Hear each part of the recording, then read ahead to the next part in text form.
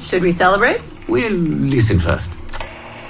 Surrogate Initiative, Test Session 23, July 29th, 1980. Host, Eileen Bach.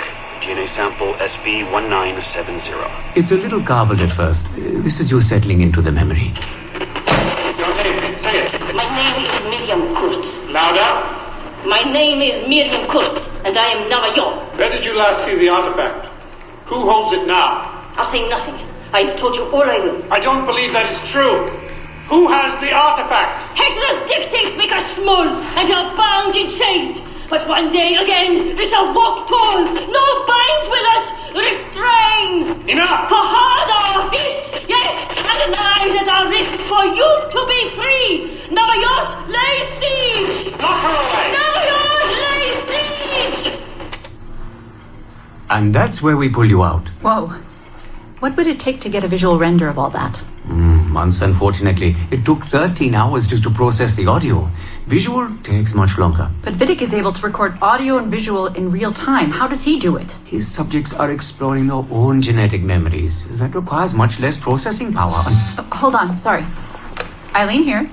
Hello. You have 10 o'clock in Lillian's office. It's 10:13 now. Oh, shit. I'm sorry. Tell her I'll be right there. And tell her we have some good news. No problem. You in trouble? The monthly progress report. I'm trying to be honest about our progress, but no matter how much I polish our facts, Warren Vidic swoops in, promising the moon for pennies, and gets 10 times the funding for his Animus project. Well, we are using his Animus technology. He's the foundation. We are the skyscraper. Which is why he should be a tech lead, not a project director. Good work, Satish.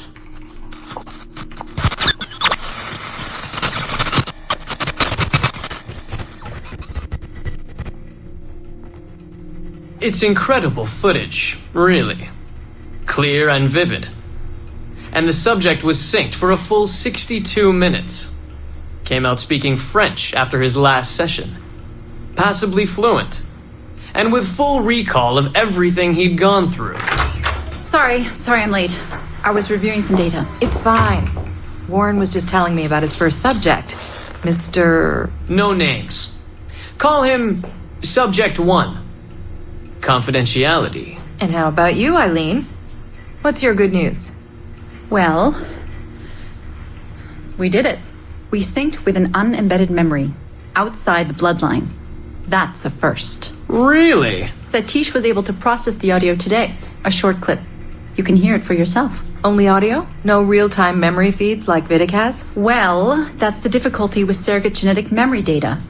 Because I'm viewing memories not embedded in my own DNA, we can't rely on my cognitive faculties to help me process the signal. All we can do is record the raw data and transliterate it later. Hold on. You're running this experiment on yourself? I am. It's going well. I don't like the sound of that. Look, the sample I'm using, the DNA comes from my own son. It's safer this way. Ah, good thinking. 50% of my son's DNA is also mine, which reduces the danger by a huge margin. Meaning, I can now explore the memories of people who aren't directly related to me on his father's side. But for brief periods of time, I imagine. Right. Just a minute or two so far, but we're getting there. Come by the lab and listen for yourself. I will, when I have a moment. Unfortunately, work beckons. Ladies? That man is colder than a San Francisco summer. Stay focused, Eileen. You both have important work to do. Obviously. But my work requires his Animus technology. I feel a little caged in. That's collaboration, Eileen. It's how science works. I shouldn't have to remind you. I know. I'm just tired. Stop by and see us today. We have a lot to share. If not today, then this week sometime. Thank you.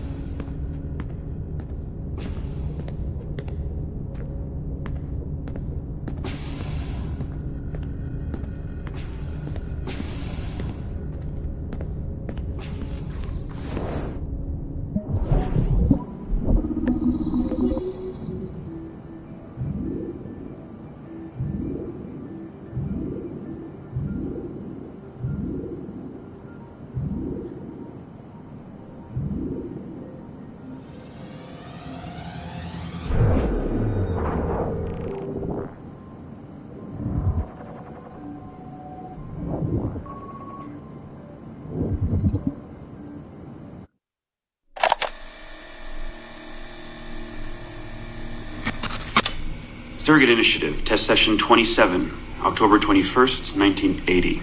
Host Eileen Bock, DNA sample SB1970.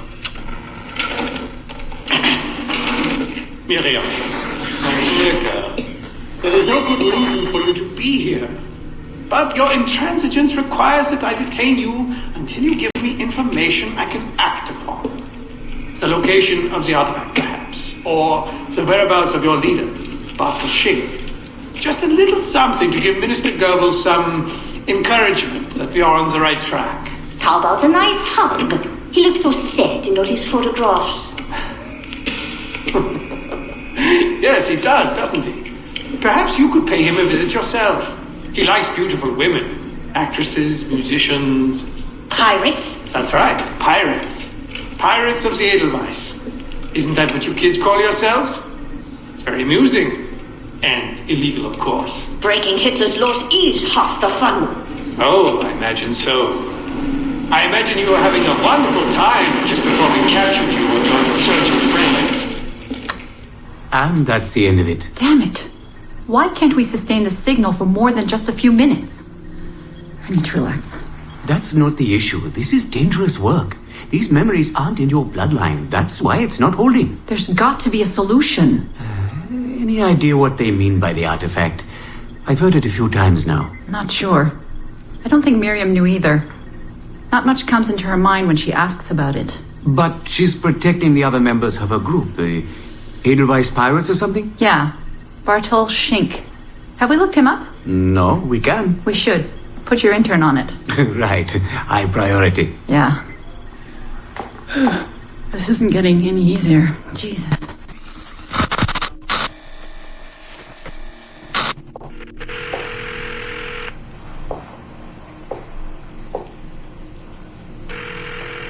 Hello? Hi, Seamus. It's Mom. Hey. How are you? Dad! It's Mom! Hello, Eileen. Hi, Carl. How's Seamus? Great. We were out shopping for school clothes. Yeah. The summer just sped by. They all do. I never seem to notice. No windows in the office. Right. Trapped in the lab. So, did you need to talk? Yes, sorry. I was curious about your mother, actually. Oh. Okay. How much did she talk about the war when you were growing up? Not often. Bits and pieces. Why? I was doing some research last week about World War II, and something came up about the Edelweiss Pirates, or the Navajos, and your mother's name popped up. Really? That's an odd coincidence. Does any of that ring a bell? Yeah. Mom ran with that group while the war was on. There were a group of kids who wanted to avoid the Hitler Youth programs, but in later years they escalated their activities to, bigger ideas like vandalism and sabotage. But why Navajos and pirates? Just some of the names they used. Navajos, Edelweiss Pirates, you know, kids. There were little pins, little white flowers. I may still have hers. That's interesting. And this is for work? Researching my mother? Not exactly, but... Sorry, I can't talk about it. Right. You never could. Hey, don't. I didn't mean to be flippant. No. Don't mind me. All for the greater good. I like to think so.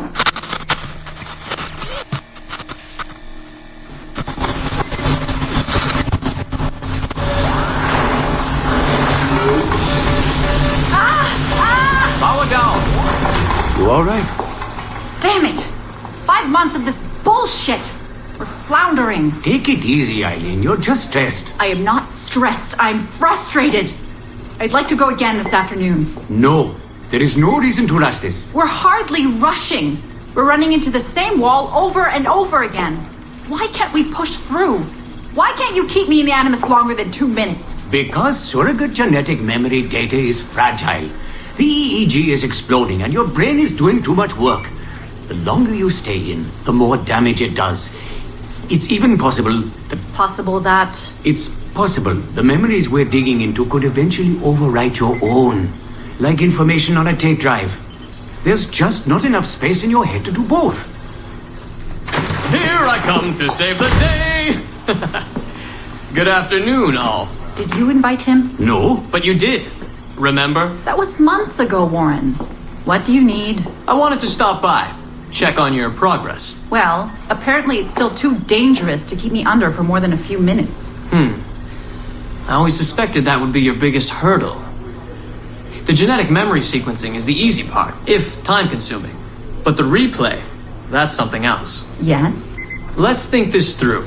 My subjects are diving into their own genetic memories, so the information is already encoded in their heads. Which means the Animus has less work to do. Less computing, less parsing. Right. So to get your surrogate data working, to let people experience foreign memories, it'll take a hell of a lot more processing power than anyone has. Even Abstergo Industries. Ideally, we'd like to build an external processor that mirrors as many brain functions as possible. Something to handle the calculations. But the cost and upkeep of that would be Astronomical. Let me see what I can do. I have some sway with Lillian. We won't build Rome in a day, but if we focus on the pretty buildings first, maybe we'll achieve something. Thank you, Warren. Till next, folks.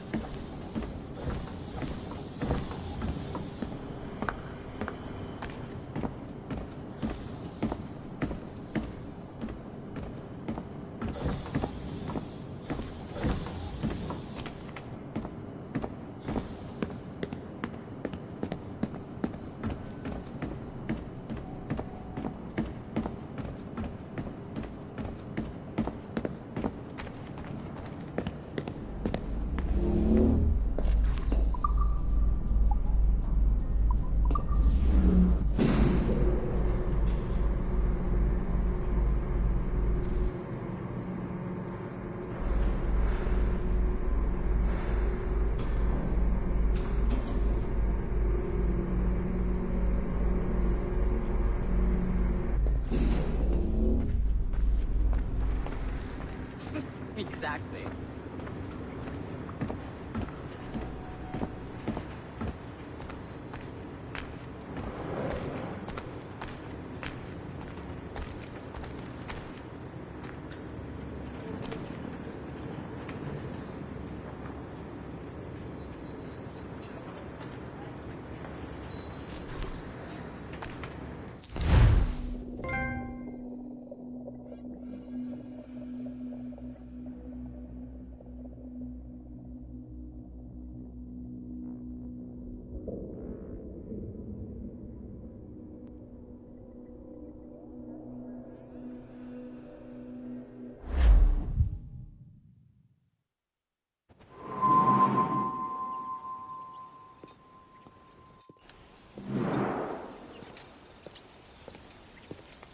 Gentlemen, how do you find it here?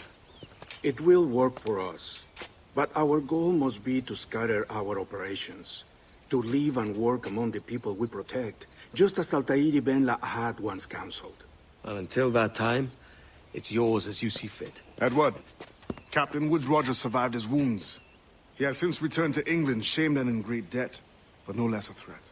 I will finish that job when I return. You have my word.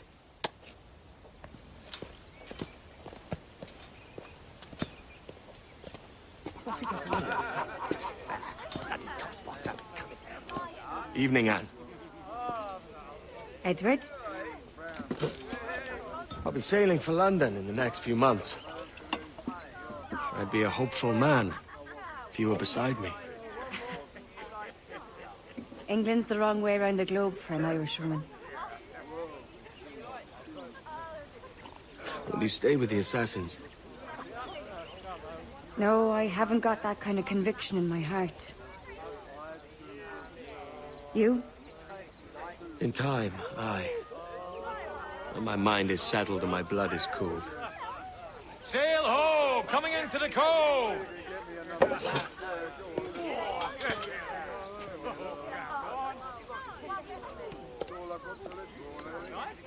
You're a good man, Edward. And if you learn to keep settled in one place for more than a week, you'll make a fine father too.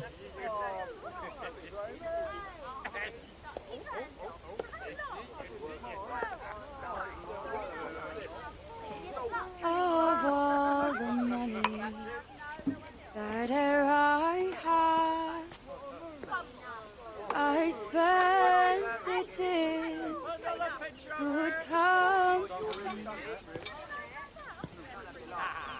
and all the harm that e'er I've done, alas, it was to none but me.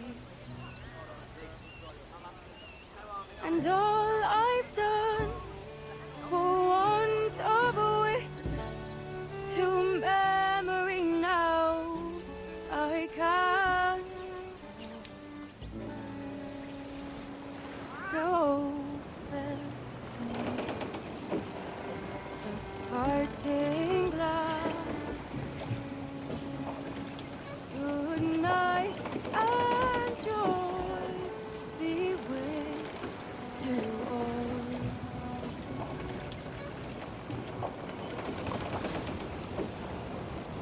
Oh, where I had, they're sorry for my going away. And all the sweet air I love, they'd wish me one more day to stay. But since it falls unto my lot that I should rise and you,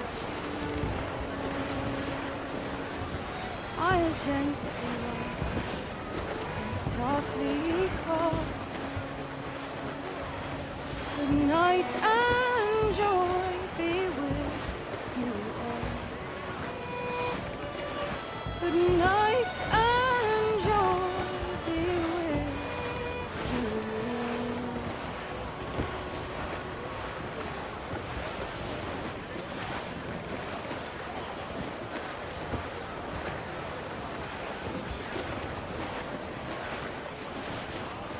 Father, did you always know how to sail a boat? The Jackdaw is a ship, Jenny, not a boat. But did you always know? No. No, I learned after leaving Bristol. After you left Mother? Well, I didn't leave without saying goodbye, that is. It was an arrangement, you see, between your mother and me. She said you left her. She said you always talked about sailing a boat and making money in the New World. I did always want to sail a ship. That's true. But not for a laugh. To support us. To take care of her. And you. Not me. Mother said you didn't know about me. She said you wrote only once a year and that she never knew where to find you. That's all true, and I'm sorry for that. If I'd known earlier, I might have come home. I hope that I would have. Well, you were busy. That's what I think.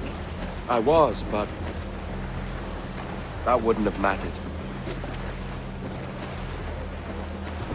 Can I steal your boat? Boat? I see no boat here. Do you? Oh, I mean ship, obviously. I don't see the difference anyway. Ah, it's a very simple one, Jenny. A ship can carry a boat, but a boat cannot carry a ship. Why then, everything is a ship. Large and small. But for my toy boat, the one I take into the bath with me. That's a clever way of seeing it.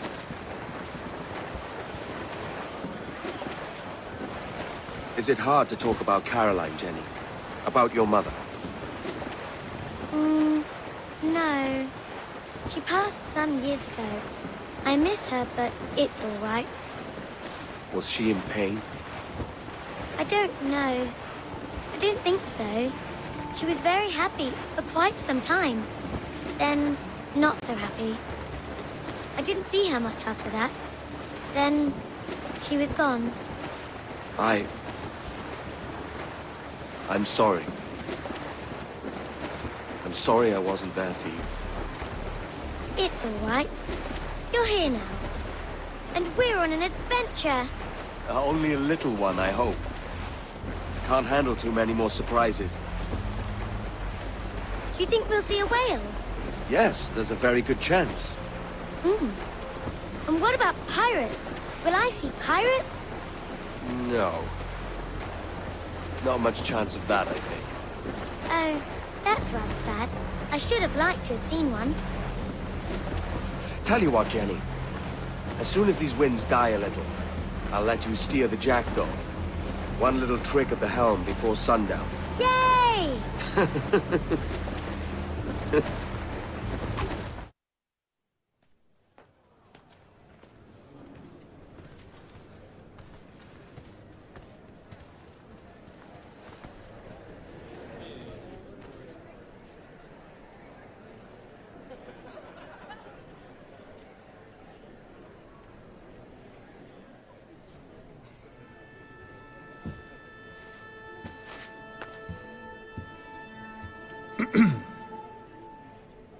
Miss Jennifer Kenway, may I introduce myself? Jennifer Scott, if you please. I'm sorry, My daughter was raised by her mother, Caroline, until she passed away some years ago. Jenny prefers to use her surname to mine. Please forgive my ignorance. I will. She may not. Father, help me. This little rascal, however, is a Kenway. What's wrong, Haven? I can't see the stage. Up we go. How's that? Fine. But won't your arms tire? Hey, I'm not so old as that.